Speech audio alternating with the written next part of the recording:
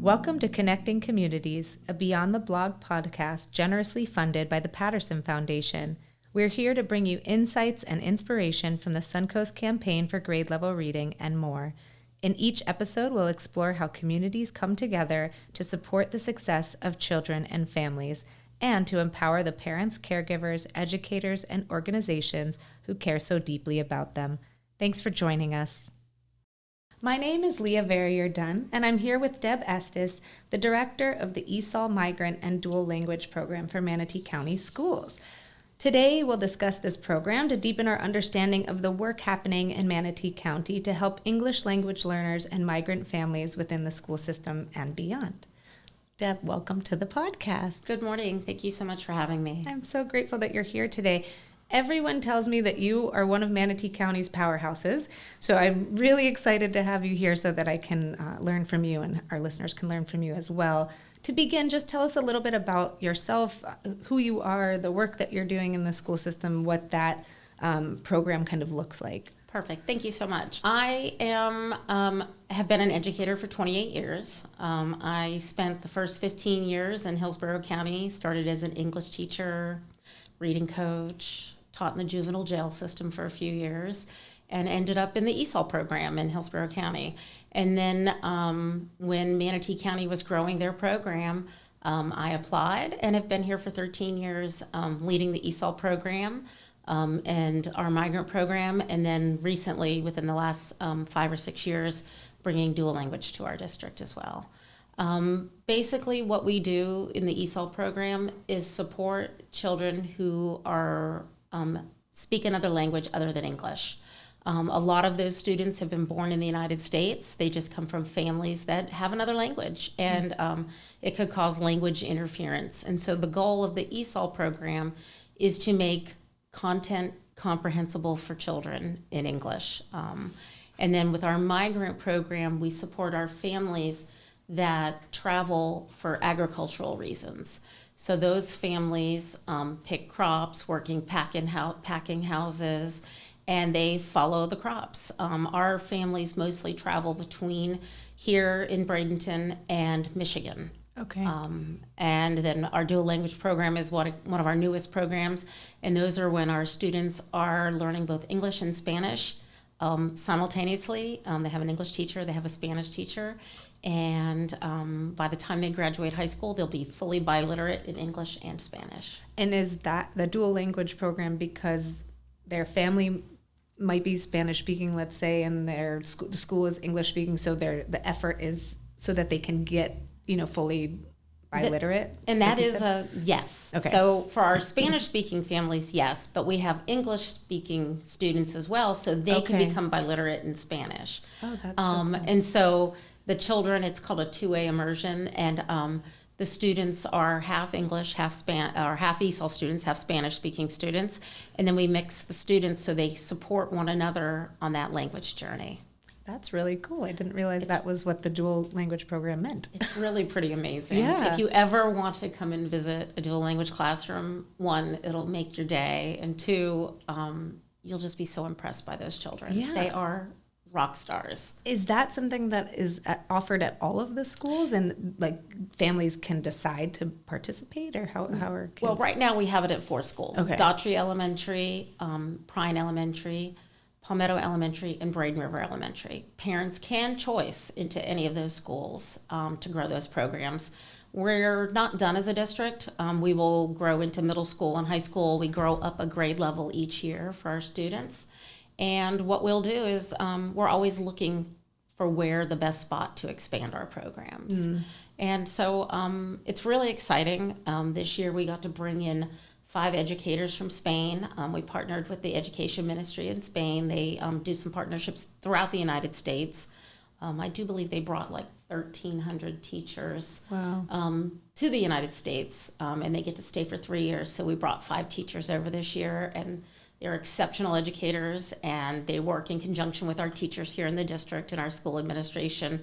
So it's been a really exciting journey for all of us. Yeah, it really and has. for these students to leave high school with, having 2 languages Yes, to be prepared for a global workforce. Absolutely. And that's the idea, is that we're preparing students to be ready to be successfu I wish this was a program that existed when I was in school a million years ago. Me too. Me too. I remember taking language classes, but always thought, well, will this ever really stick? Because it wasn't this sort of immersive start to finish approach. So it's really cool to hear. It's that really that's impressive. Yeah. I recently watched a second grader at Braden River Elementary. Beautiful little young lady, little blonde hair, blue-eyed, native English speaker, do an entire presentation about Mexico, a country she personally chose to learn about, and did the whole presentation in Spanish. So That's it was so really cool. remarkable. And you look at these kids and you realize that bilingualism, and I've heard this many times, is a superpower. Yeah. And it really is a superpower. The research behind dual language programs is incredible. Yeah, and it seems in other countries that's really a priority. So it's nice to see those efforts happening here. Absolutely. It's really exciting time for Manatee County schools. That's so great. For the other parts of the programs, like the ESOL program and the Migrant program, how do a student's needs get identified or a family's needs get identified? And then how do the services get established for those families and those students? That's a really good question. So in the state of Florida, Florida laws, there's a meta-consent decree that Florida entered into with LULAC back in 1991, which established the rules for identifying students to become ESOL. And there are 3 questions when a student registers. Is there another language spoken at home? Were they born in another country? If there's a yes on any of those questions, they get screened to see if they need English language services. So every single school in the state of Florida has an ESOL program. Our students are called ELL, English language learners. Sometimes you hear them referred to as multilingual learners. And so if there's a yes on the home language survey, we screen them to see if they are have language interference or more prominent or more dominant in whatever language they speak. And then every single school, every teacher in Florida has an ESOL requirement.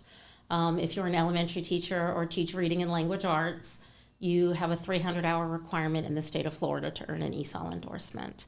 If you're a science or social studies teacher, you have a 60-hour requirement, math teachers as well, and then other teachers have 18 hours. So the teachers in Florida learn strategies on how to best support those students in their classroom.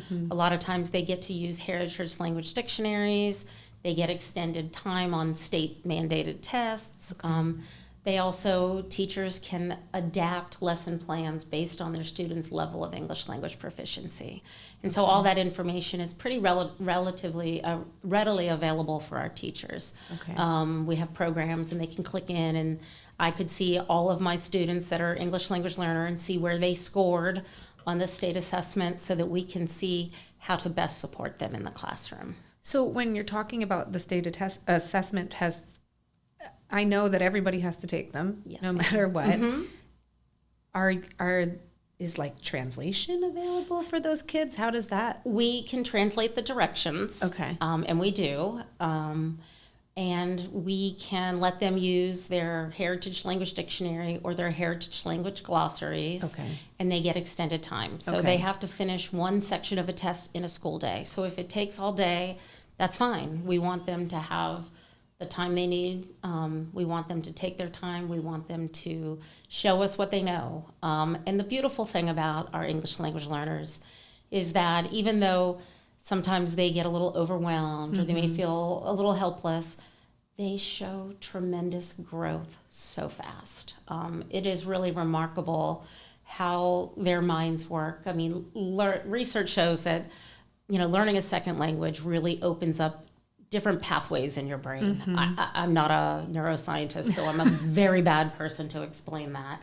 But the research is so incredible about how kids learning a second language just eventually will get to the point where they're outscoring their peers a lot of time. And so aside from being in a new community, learning new languages, these children are remarkable. Yeah. I mean, they have a lot going on in their lives, whether they've relocated, from the Ukraine where their country's at war, or they're moving from Central America or Mexico or, wherever they're coming from. We have students from all over the world in our district, and that's a beautiful thing. We can learn from them, and we can support them, and then they will be, lifelong learners and part of our community, which is just lovely. Absolutely. And I always think, I see in my children's classes that there's quite a lot of diversity just in their one class of languages, which I think is, I'll have my son come home and he'll try to repeat something and I'll say, well, what language was that? And he's like, what's the language from Brazil again? And so they're talking about other countries and languages, and what a really beneficial way to learn about the world other than just reading about something in a textbook. I love that. Yeah. I absolutely love that. It is really remarkable. Our kids, they blow my mind every single day. They're extraordinary. Their families are extraordinary. And in Manatee County, we have 99 different languages represented. Wow. And across the state, it's almost 200. The majority of our students are Spanish-speaking, Haitian Creole. We've seen an influx of Portuguese families.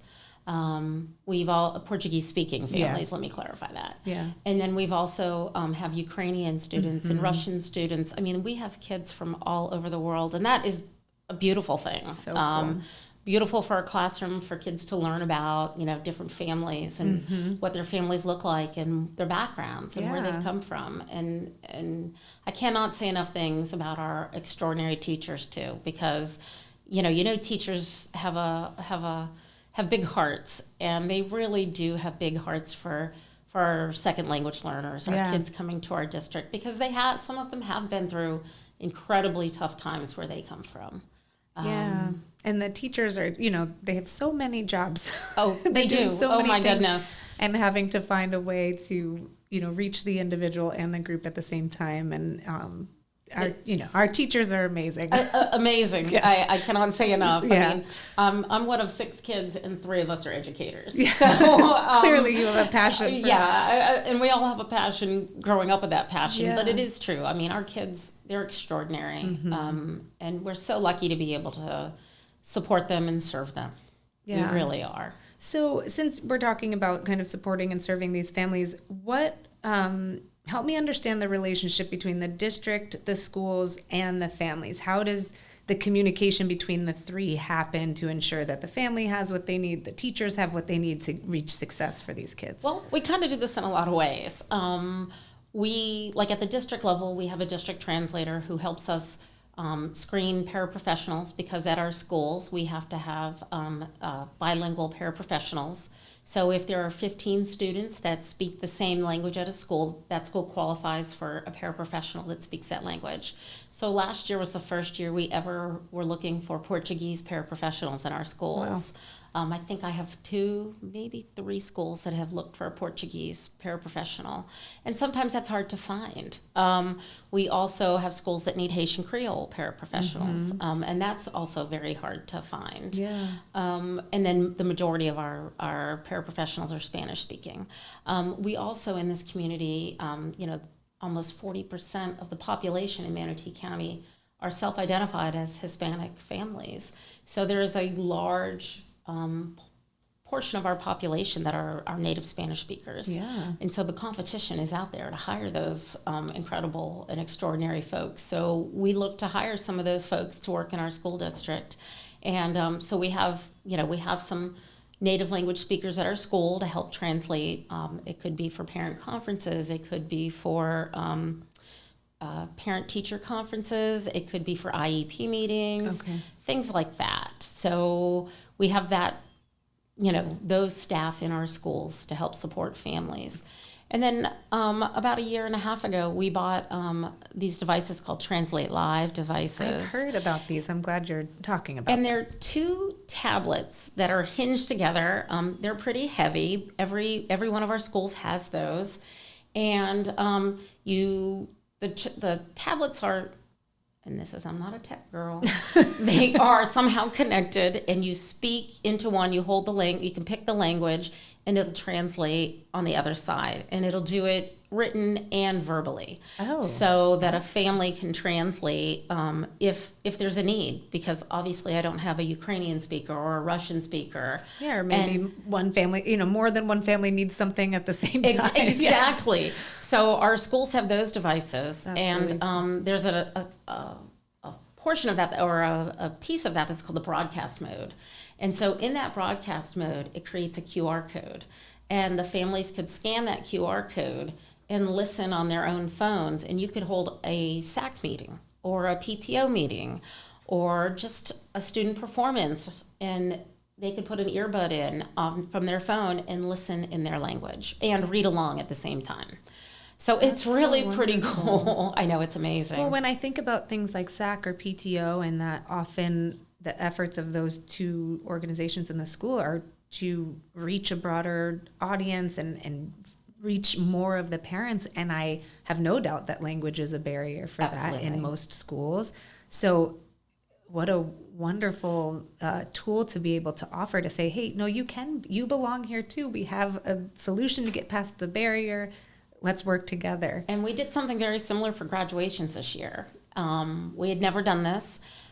We printed banners with QR codes and translated into a few different languages. We speak your language, so that parents and families and grandparents, we hung them up at Lecom Park. Yeah. So thank goodness they were so kind. They were like, yeah, hang them up. Don't worry about it.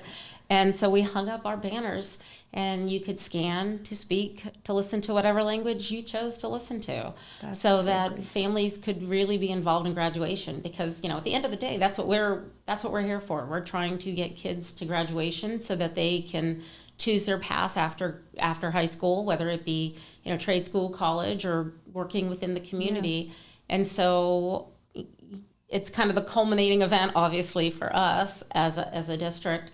And so it was lovely, because we know it takes a lot of people for students to be successful, not just teachers, not just paraprofessionals, not just, our people in the district paying bills. It takes a whole community to make sure our kids can be successful. And for families to feel, whether they've just arrived here or, they've been here, but their primary language hasn't been English, to feel like they belong and like there's efforts in place, and that the teachers and the staff and the school system want them to be a part of this. Absolutely. That's such a huge part of graduation rates and kids showing up to school. It really is. Know that, And lots of people say this all the time, it takes a village. It really does. Really takes a village. It's not just a saying.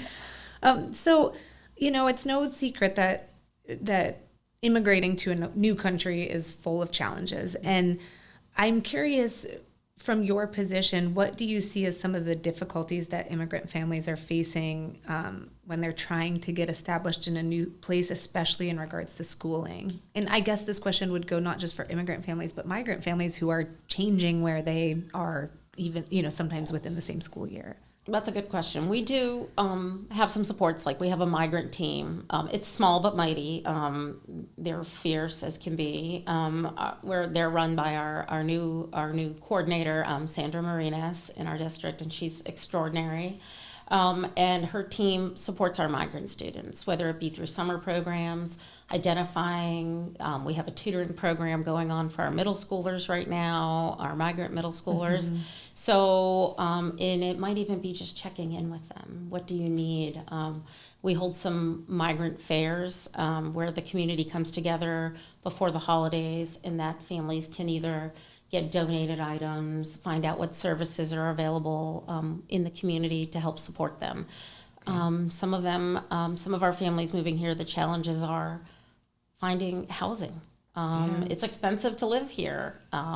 So sometimes our students get duly identified, like there might be ELL, they might be migrant, they might also be part of Project Heart, which are, our families facing housing challenges. Mm. So a lot of times our students are served across multiple departments within our district. And so sense. We all get to work together. That's so wonderful. So tell me about, what are some of the laws that are in place regarding school registration when it comes to either like a newly immigrated family, let's say? Does their immigration status affect whether or not they can come into public schools? No, ma'am. I like to tease people that if a stork dropped a student off at a school, we're going to register. We're going to register them and we're going to put them in classes. So all children are welcome, and so immigration status does not matter. And I like to look at it as that, children are coming. We need them educated. Yeah. I tease. I'm not a parent. I get to be the fun aunt. That one day I'm going to be, probably in an assisted living facility, and I sure hope that whoever's in charge of taking care of me and making sure I get fed is somebody I did right by when they were a child in our public school. Absolutely. So that's my driving force, making sure that we've prepared students to be adults, and it doesn't matter how they got here. Now that makes a lot of sense. Is there anything else that interferes with a family gaining access to public education that you think like maybe it's a barrier that a family thinks exists but doesn't? Or I do think that. I think sometimes families, some families are coming from countries where, education is run, even though we're run by the government, we're not run by the government. I don't know if that makes any sense.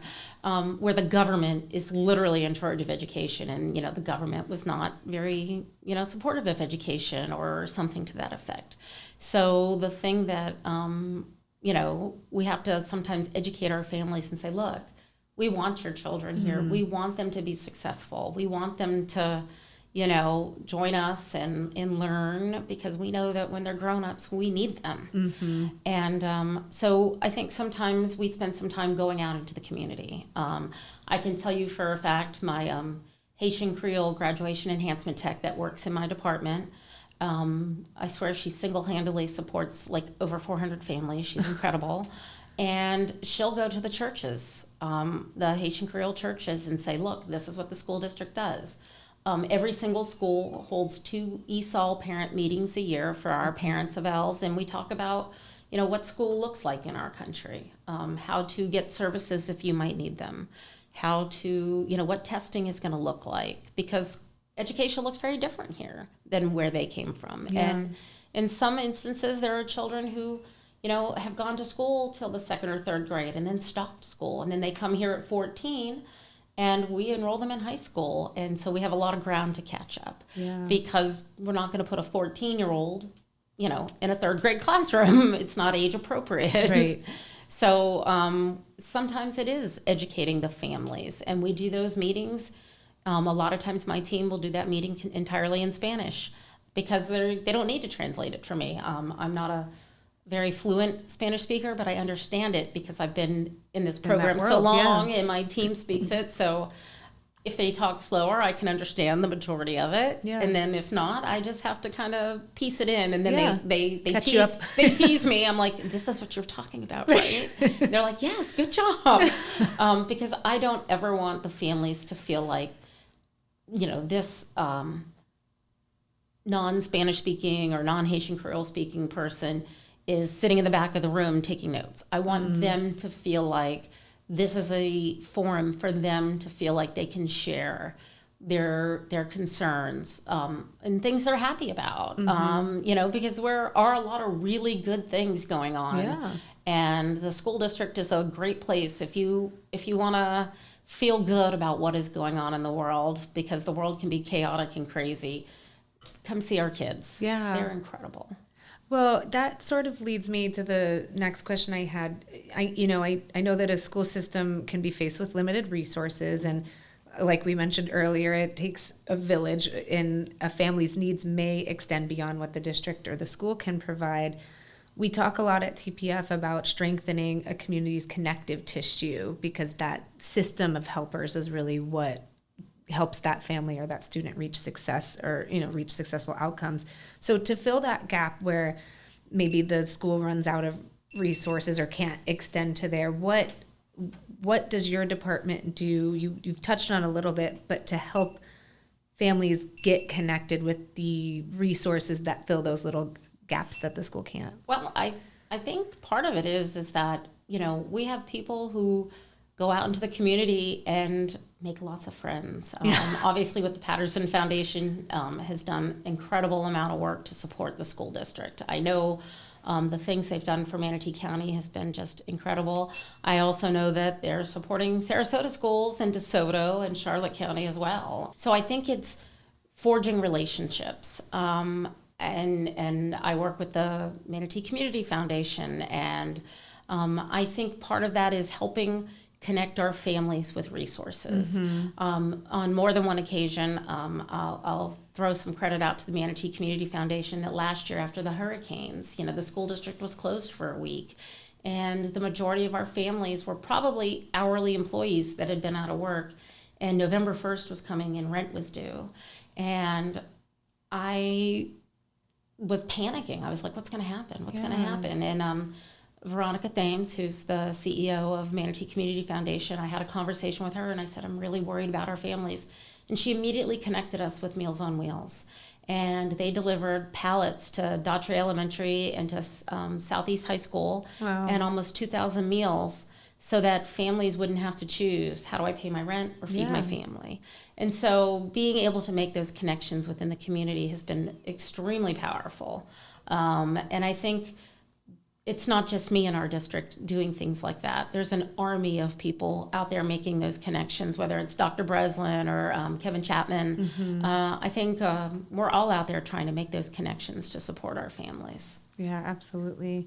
I know that you represent the Manatee County Schools in our SCGLR, ESOL, and ELL ecosystem Zoom meetings. So share with us a little bit about your participation in those meetings and what they've kind of looked like, how they're helping to strengthen your efforts or the ESOL, ELL efforts across the 4 counties. Well, I love those meetings, to be honest with you. They're like probably one of my favorite meetings to attend. Oh, cool. And I know we meet monthly with leaders from Sarasota, Charlotte County, DeSoto County, and Manatee County, and other leaders of different organizations within that 4 counties to talk about how to support our English language learners and our ESOL families. And so it's really meant a lot. One of my colleagues who's in charge of ESOL down in Charlotte County, Ellen Harvey, is the one that introduced me to those Translate Live tablets. Oh. So, I mean, it's simply that getting to know each other and saying, hey, what works in your district? What works in my district? What community event works for you? I think that's a beautiful thing for all of us. Yeah. I think that's really opened doors. And, Beth Duda does a beautiful job along with Maria leading that group. And we meet in person like once a year. We do a breakfast or a lunch kickoff, and then we meet via Zoom. I know we have a meeting later this week, and I'll be joining from my car. Sometimes you have to do that. Which is perfect, but I will not miss it. Yeah. The only time I miss those meetings is if somebody else puts another meeting on my schedule that I cannot How dare miss. they? I know. I'm like, hold that time, harmless. But I think being able to connect with other people in this world, in this leading of supporting our L's and our families is very powerful, because we learn about different organizations or different groups that support our families. Yeah.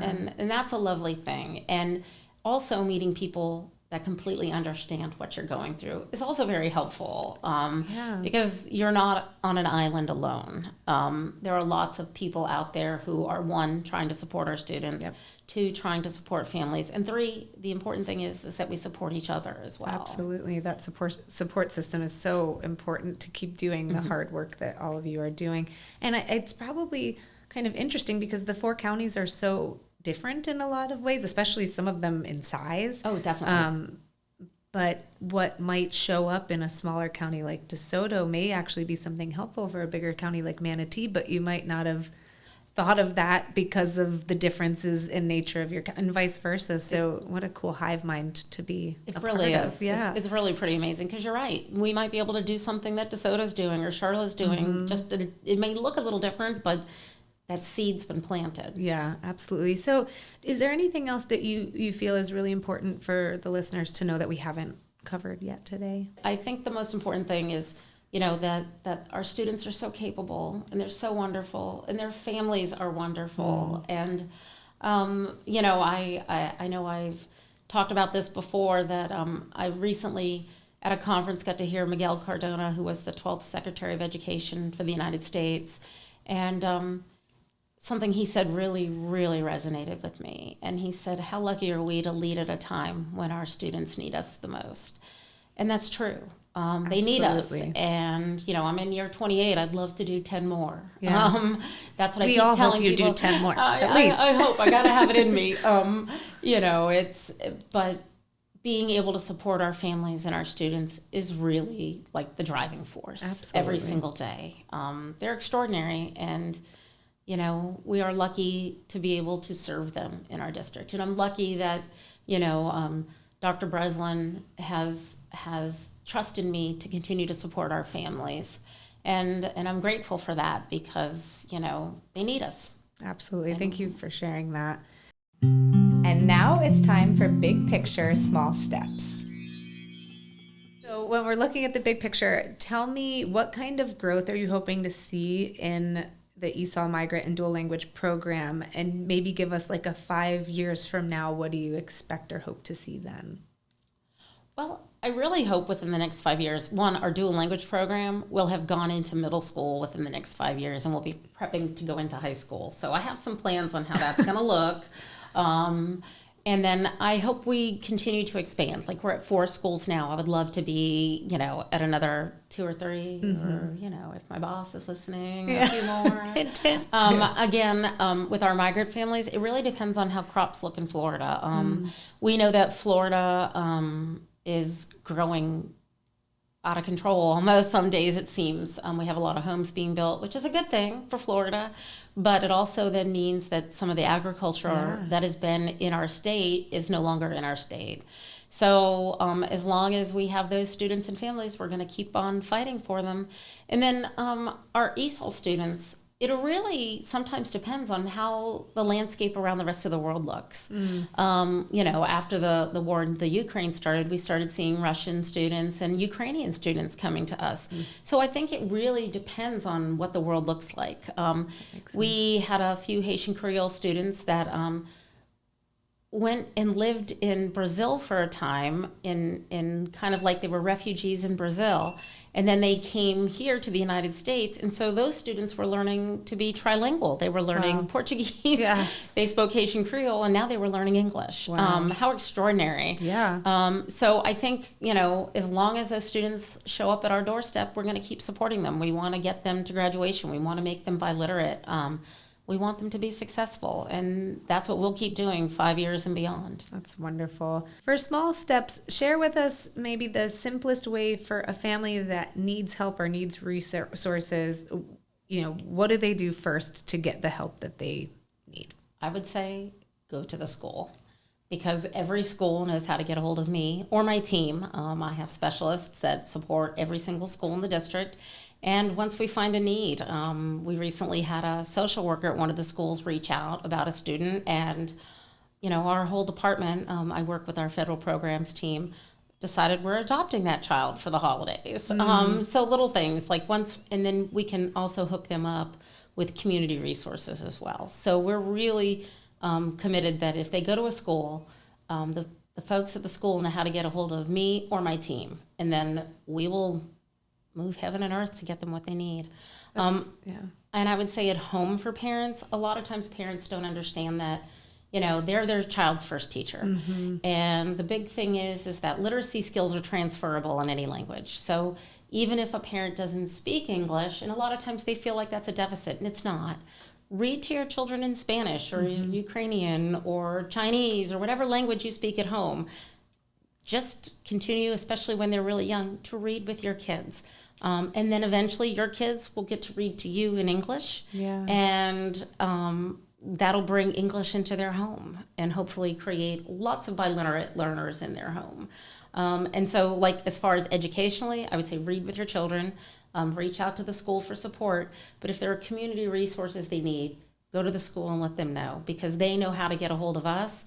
And a lot of times our principals are so incredible and so resourceful, and they have built those community resources. And so they can reach out and get some assistance for students and families. That's so helpful to know. And I really like that you talked about literacy, being translatable over time, because I do think that's an easy misconception to think that I need to read to them in the language that they're trying to learn, not in our native language. And never stop reading to your kids. Never stop reading to your kids. And if that's the one piece of advice I could give to families, and I think a lot of times families don't realize that, and they don't want their kids to use their native language at home, or things like that, because they don't want to they think they're getting in the way of their student being successful in learning English, and that's not the case. Not the case at all. But that's okay. We're going to one student at a time, one family at a time, one teacher at a time. We're just going to keep on going. Absolutely. Well, thank you so much for being with me today and for helping me learn more about the school system when it comes to these families, and for helping our listeners learn more. It was such a pleasure to just hear about the work that you're doing and your goals for moving forward. I appreciate you being here today. Thank you so much. I appreciate your time. Thanks. Connecting Communities is a Beyond the Blog podcast, generously supported by the Patterson Foundation. To learn more about this podcast, the work of the Patterson Foundation, or the Suncoast Campaign for Grade Level Reading, please visit thepattersonfoundation.org and grade-level-reading suncoast.net. Thanks for listening.